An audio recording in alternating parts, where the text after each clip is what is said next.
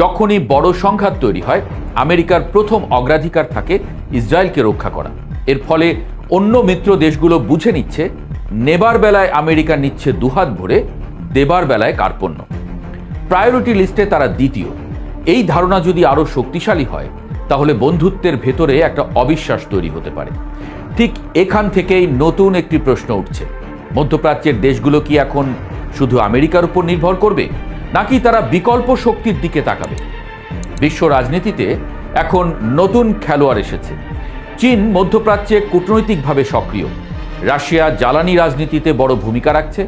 এর পাশাপাশি সৌদি আরব ও সংযুক্ত আরব আমিরাত নিজেরাও আঞ্চলিক শক্তি হিসেবে দাঁড়ানোর চেষ্টা করছে।